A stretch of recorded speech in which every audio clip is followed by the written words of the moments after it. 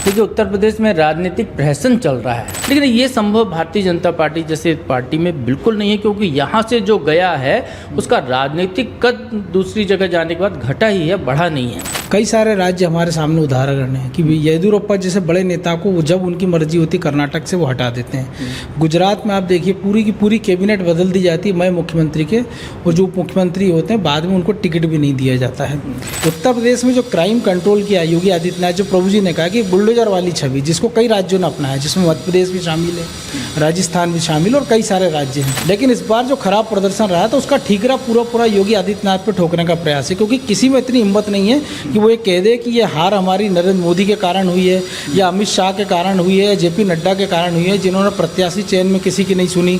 नरेंद्र मोदी, अमित शाह और जेपी नड्डा की जोड़ी उस स्थिति में फिलहाल नहीं है कि उत्तर प्रदेश जैसे राज्य में कोई बड़ा चेंज कर सके। ये हमारे सामने उदाहरण है जो अभी बताया, मध्य प्रदेश का उदाहरण है। शिवराज सिंह चौहान यहाँ बहुत बड़े पावर सेंटर थे, लेकिन हुआ क्या, जब आपको शिवराज सिंह को हटाना था तो आपने देखिए चौथी लिस्ट में उनका नाम आया टिकट में। आज की तारीख में भी योगी आदित्यनाथ जो हिंदुत्व के बड़े पैरोकार है, भगवाधारी हैं, तो उनका जो परफॉर्मेंस है तो उनको हटाने का आपके पास कारण क्या है? ना उनके ऊपर कोई करप्शन का चार्ज है, ना उनकी सरकार के ऊपर कोई करप्शन का चार्ज है।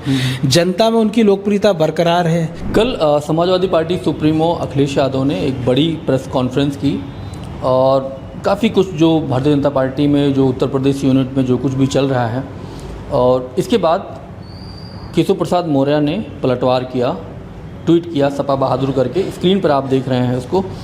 और फिर ये खबर आई थी कि देर शाम केशव प्रसाद मौर्य लखनऊ आ चुके हैं, और लखनऊ जैसे ही पहुंचते हैं तो अखिलेश यादव एक और ट्वीट करते हैं। ट्वीट में लिखते हैं, लौट के बुद्धू घर को आए।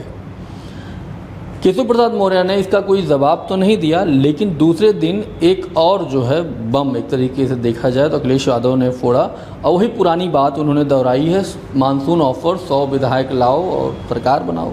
आपको याद है कि साल 2022 में अखिलेश यादव ने ये केशव प्रसाद मौर्य को ये कहा था, भैया आप 100 विधायक तोड़ के लेकर आइए और सरकार बना दीजिए हमारी समाजवादी पार्टी की, और आप मुख्यमंत्री बन जाइए, हमें कोई दिक्कत इससे नहीं है। अब ये दोबारा ये सब सारी चीज़ें चल रही हैं, मतलब उत्तर प्रदेश की जो बीजेपी के अंदर जो गहमा गहमी बनी हुई है, कोई विधायक हैं कोई कुछ भी बोल दे रहे हैं। आज एक वीडियो वायरल हुआ है जिसमें जो पूर्व जो मुख्यमंत्री हैं वीर बहादुर सिंह, उनके लड़के फतेह बहादुर सिंह, उनका कोई ट्वीट है, मीडिया में लगातार वो बयान दे रहे हैं, कह रहे हैं कि मैंने मुख्यमंत्री जी से बताया था मेरी जान को खतरा है और कोई कार्रवाई प्रशासन नहीं कर रहा है। इससे पहले बदलापुर के विधायक ने अपनी पीड़ा व्यक्त की। जो कुछ उत्तर प्रदेश में चल रहा है, इन तमाम मसलों पर बात करेंगे। हमारे साथ में अनादि टीवी से वरिष्ठ पत्रकार प्रभु पटेरिया सर हमारे साथ में हैं, साथ में मनोज वर्मा जी हैं। कल जो केशव प्रसाद मौर्य का जो ट्वीट आया, इसके बाद अखिलेश यादव ने ट्वीट किया, जो कुछ चल रहा है आप कैसे देख रहे हैं उत्तर प्रदेश में? देखिए, उत्तर प्रदेश में राजनीतिक प्रहसन चल रहा है। उत्तर प्रदेश में नौटंकियां बहुत होती थी पुराने ज़माने में, तो ये कहें कि राजनीतिक नौटंकी का खेल चल रहा है। भारतीय जनता पार्टी को जो लोग जानते हैं वो जानते हैं कि भारतीय जनता पार्टी में ऐसी कोई टूट नहीं हो सकती जैसी कि अखिलेश यादव उम्मीद कर रहे हैं कि वो कह रहे हैं 100 विधायक लेकर आओ, सरकार बनाओ। 251 विधायक आज की तारीख में बीजेपी के पास हैं, 100 विधायक अखिलेश यादव के पास हैं। यदि वो आ जाते हैं तो स्वाभाविक तौर पर अखिलेश और यदि वो उनका ऑफर केशव प्रसाद मौर्य मान लेते हैं तो उनके बीच की सरकार बन सकती है। लेकिन ये संभव भारतीय जनता पार्टी जैसे पार्टी में बिल्कुल नहीं है, क्योंकि यहाँ से जो गया है उसका राजनीतिक कद दूसरी जगह जाने के बाद घटा ही है, बढ़ा नहीं है। इसका उल्टा यदि दूसरे दलों के नेता बीजेपी में आए हैं तो वो ज़्यादा यहाँ पर सर्वाइव आसानी से कर पाए हैं। तो ये एक बीजेपी की अंतर कथा है। लेकिन ये है कि बीजेपी के अंदर अंदरूनी घमासान बहुत बुरी तरह मचा हुआ उत्तर प्रदेश में। 2017 में जब सरकार बनी, लंबे समय बाद उत्तर प्रदेश में बीजेपी आई, 300 से ज़्यादा सीटों के साथ आई, तब ये उम्मीद योगी आदित्यनाथ को मुख्यमंत्री बनाया गया, दूसरे दावेदारों को किनारे रख के। स्वतंत्र देव सिंह भी उसमें बड़े दावेदार हुआ करते थे, जो सरकार बनाने में बड़ी भूमिका उनकी को कहा जाता था। उन सबको किनारे रख के योगी आदित्यनाथ को चूँकि भगवा कलेवर चाहिए था, एक उसका आवरण चाहिए था, तो पार्टी ने उसका उपयोग किया। राम मंदिर आंदोलन में बड़ी भूमिका रही है, उस पूरी की चीज़ों का असर हुआ। फिर योगी आदित्यनाथ की अपनी छवि बनाई बुलडोजर चीफ मिनिस्टर की, उसका असर वहाँ पर हुआ। गुंडागर्दी को उन्होंने कम किया। अब धीरे धीरे अब 2022 का चुनाव वो जीत गए। अब चूंकि अब फिर चुनाव की बेला में उत्तर प्रदेश जाता हुआ दिखाई दे रहा है। 7 साल हो गए, लोग इंतजार कर रहे हैं कि एक ही व्यक्ति मुख्यमंत्री रहेगा तो हमारा नंबर कब लगेगा। तो ये जो खदबदाहट हो रही है लोकसभा चुनाव में, जैसे ही थोड़े से नंबर कम हुए हैं उत्तर प्रदेश के, तो ये खदबदाहट बीजेपी के अंदर से आने लगी और स्वाभाविक तौर पर ज़रूरी भी है। बदलाव परिवर्तन राजनीतिक दलों में ज़रूरी होता है। यदि आप अक्षम हैं, आप उतने व्यवहारिक नहीं है, जो पार्टी जिस मुकाम पर चाहती है वहाँ पर नहीं पहुँच पाए, तो बदलाव होता है। बीजेपी आमतौर पर ये करती रही है, तो उसको देखते हुए कवायद जारी है और इसी को लेकर ये तमाम दौड़ भाग चल रही है। चाहे केशव प्रसाद मौर्य का वो कहना कि संगठन सरकार से बड़ा होता है, तो ये तो बीजेपी में जब कोई सदस्यता लेता है उस दिन उसको पता होता है कि बीजेपी का संगठन सरकार से हमेशा बड़ा होता है। मनोज वर्मा जी हमारे साथ में हैं। ये जो केशव प्रसाद मौर्य ने जो बयान दिया है, क्या जयप्रकाश नड्डा जी जो राष्ट्रीय अध्यक्ष हैं, क्या किसी भी सभा में इस तरह वो बोल सकते हैं क्या कि संगठन जो है सरकार से बड़ा होता है? देखिए, जो प्रभु जी ने कहा कि बीजेपी के लोग जो समझते हैं, जो बीजेपी को समझते हैं, वो जानते हैं कि बीजेपी के संगठन की ताकत क्या है।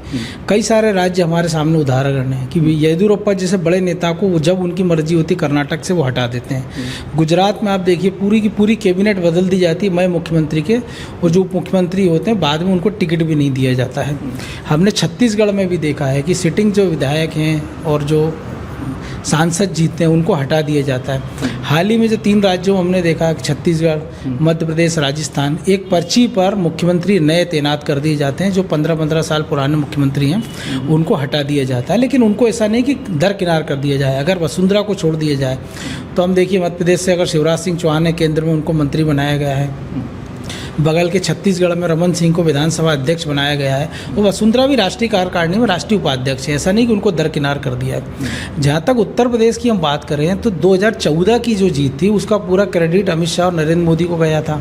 17 की जो विधानसभा की बम्पर जीत थी उसका क्रेडिट भी अमित शाह और नरेंद्र मोदी की जोड़ी को गया था। लेकिन 22 की जो जीत थी विधानसभा की, उसका क्रेडिट बहुत हद तक योगी आदित्यनाथ को गया था, क्योंकि उत्तर प्रदेश में लाइन ऑर्डर हमेशा से एक बड़ा मुद्दा रहा है। चाहे वो मायावती की सरकार में आप देख लीजिए कि मायावती ने भी जब ये नारा दिया था कि चढ़गुंडन की छाती पर मोहर लगेगी हाथी पर, वो फिर जिस प्रकार से उन्होंने अपने एक सांसद रमाकांत यादव को अपने मकबूले से गिरफ्तार कराया था, तो उसके बाद उमाकांत को माफ कीजिए, तो फिर एक छवि बनी। और जब उत्तर प्रदेश में जो क्राइम कंट्रोल किया योगी आदित्यनाथ, जो प्रभु जी ने कहा कि बुलडोजर वाली छवि जिसको कई राज्यों ने अपनाया, जिसमें मध्य प्रदेश भी शामिल है, राजस्थान भी शामिल और कई सारे राज्य हैं।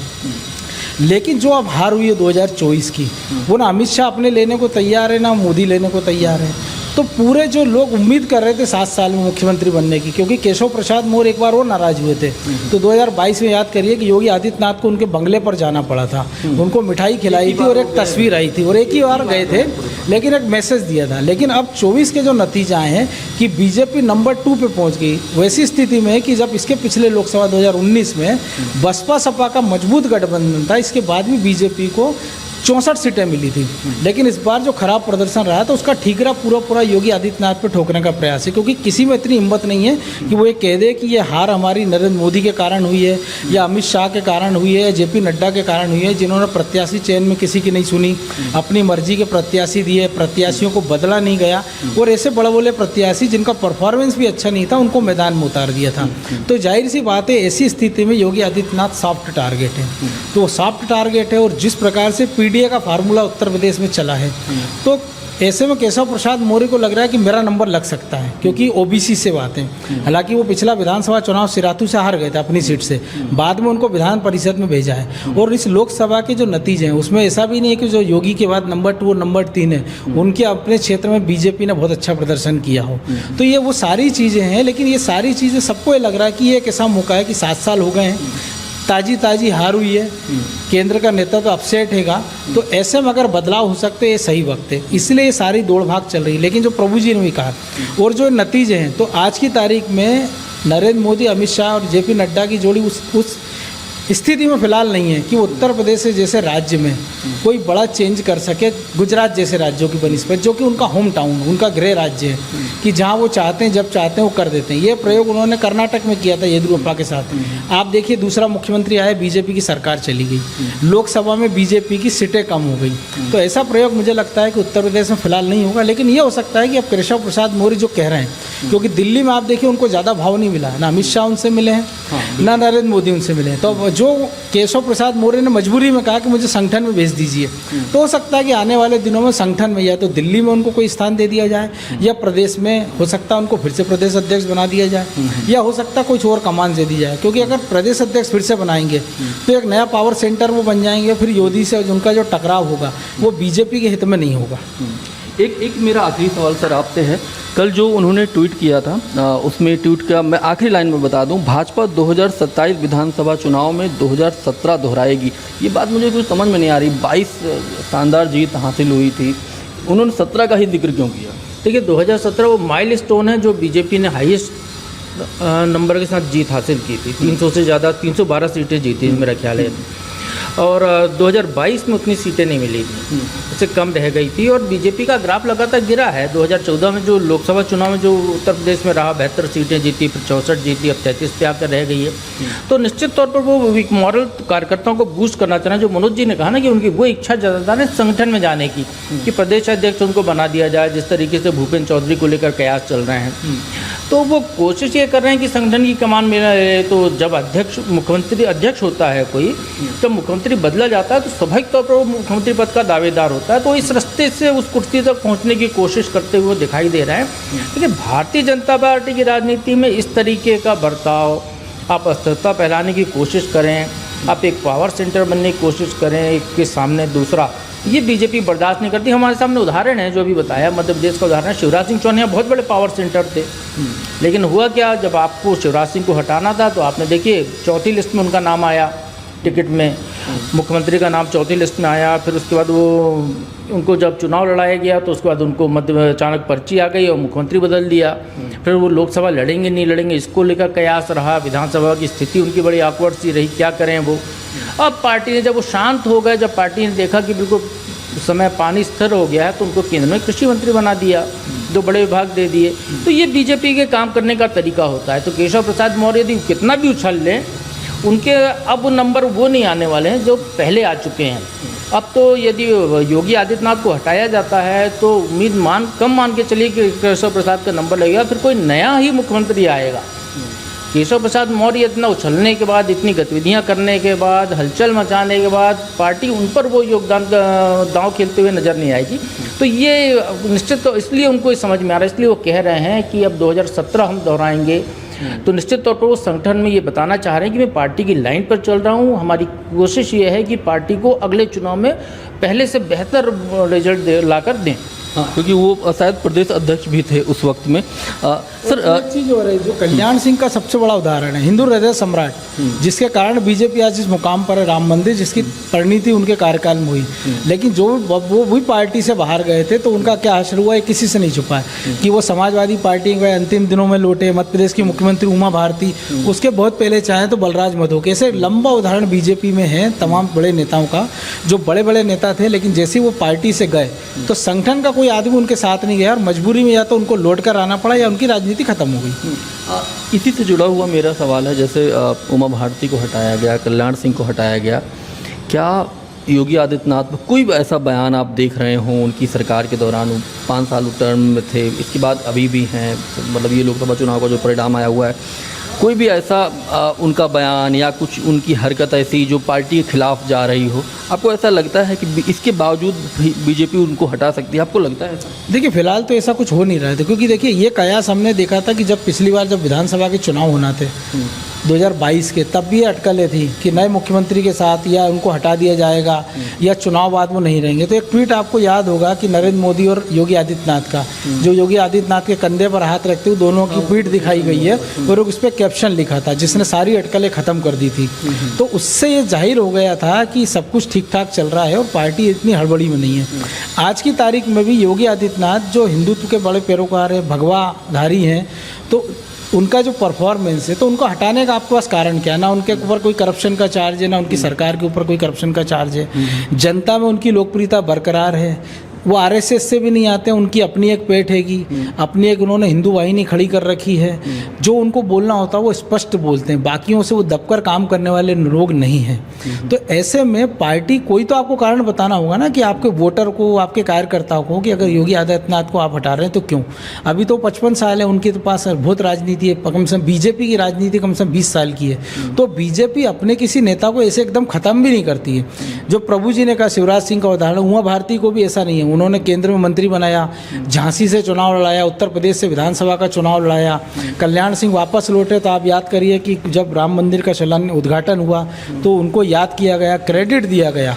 तो ऐसा नहीं कि किसी को एकदम किनारे कर दिया जाए। राजनाथ सिंह के बारे में एक समय कहा जा रहा था कि उनको मंत्री नहीं बनाया जाएगा, लेकिन आज देखिए सरकार में नंबर 2 की हैसियत में है वो। भले ये कहा जाए कि अमित शाह और नरेंद्र मोदी की जोड़ी है, लेकिन सरकार में नंबर 2 की हैसियत में आज भी राजनाथ सिंह है। तो ऐसा नहीं कि आप किसी को एकदम दरकिनार। नितिन गडकरी के लिए कहा जाता था कि उनकी ट्यूनिंग अच्छी नहीं है, लेकिन आप देखिए उनको वही पुराने वाला मंत्रालय दिया गया, ऐसी उनकी पूछ परख है। तो बीजेपी अपने नेताओं को इंतजार करती है, अगर वो उनके साथ चलता है तो बीजेपी ऐसा नहीं उस नेता को एकदम खत्म कर देती है, वो इंतजार करती है अगर हमारी धारा के साथ चलेगा तो वो आगे तक जाएगा। अगर आप इस वीडियो को YouTube पर देख रहे हैं तो चैनल को सब्सक्राइब करें और बेल आइकन दबाना ना भूलें। अगर Facebook पर देख रहे हैं तो चैनल को लाइक करें।